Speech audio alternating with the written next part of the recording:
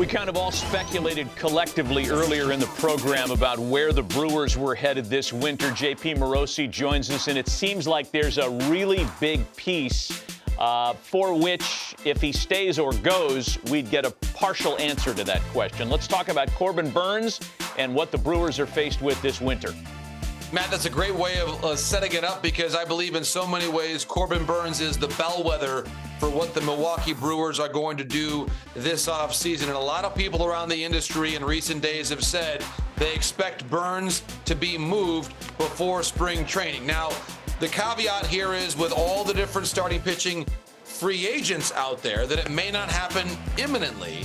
But when you think about the Brewers and the fact that, as if you were to talk with them a year ago, they would have been expecting to get some kind of value from either or of Woodruff or Burnes, and then maybe extend the other one. Well, as we know, Woodruff, the injury happens, they non-tender him, so they get nothing for Woodruff. And now this is what you'd be able to do with Burnes. Look at that reliability the last couple years, right around 400 innings combined over the last 2 seasons, with a decidedly well above average all-star level of production with his ERA. He is, I believe, we talk about the starting pitching trade market, I would put his sheer ability right now ahead of Cease, ahead of Bieber. He is top class. And I think you think about his home state of California. I know you touched on this a bit yesterday, Matty. I look at the Dodgers. I look at the Giants. If the Padres have any designs on trying to compete here in 2024, they need at least 1 or 2 starting pitchers. You could put the Angels in that category. All of those teams need pitching. They're all enamored with Burnes to varying degrees. It's just a question of how long the Brewers let the free agent market play out before they take their best offer out there for Corbin Burnes. I'll go one step farther with the Dodgers here. I think you could make a real case for the Dodgers prioritizing Burnes over Ohtani.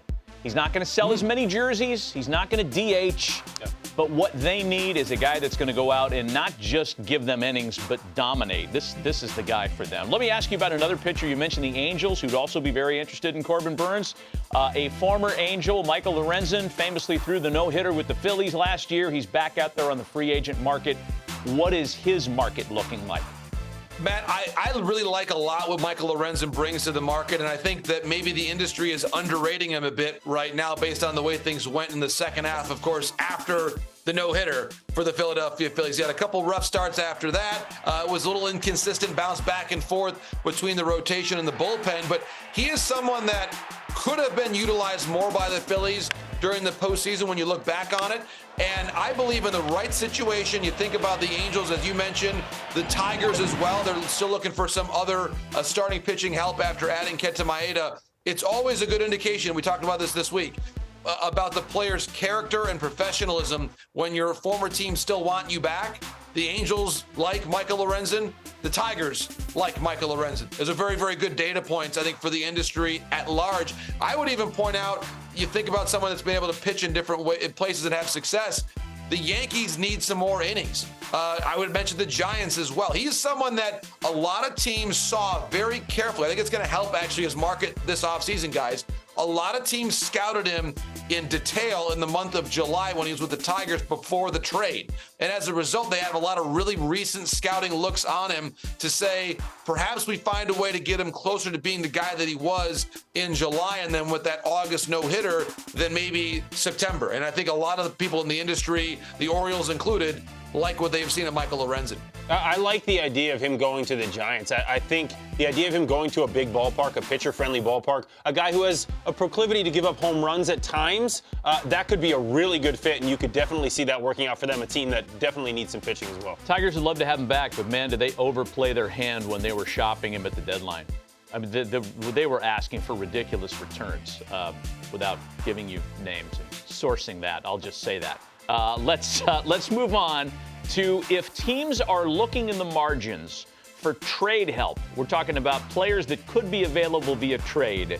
Give me a name or two that might fit that description.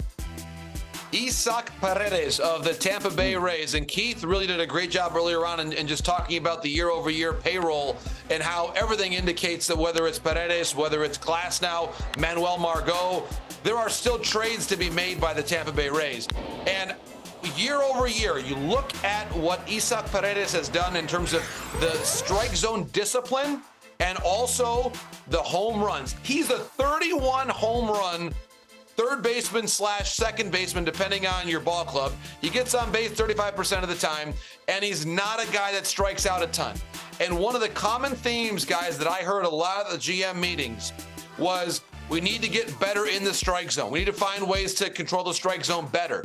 And that was a theme of the Mariners. That's one reason why they traded Eugenio Suarez to the Diamondbacks. So many teams are saying we strike out too much. We need help with on base, lowering our strikeout rate, and power.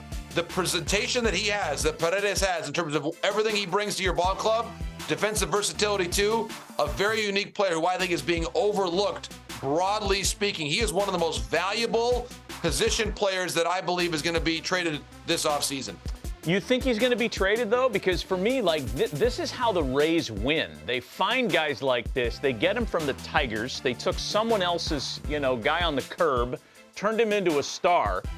Do you think that there's motivation for I know he's ARB eligible, but does that really, pay him his ARB?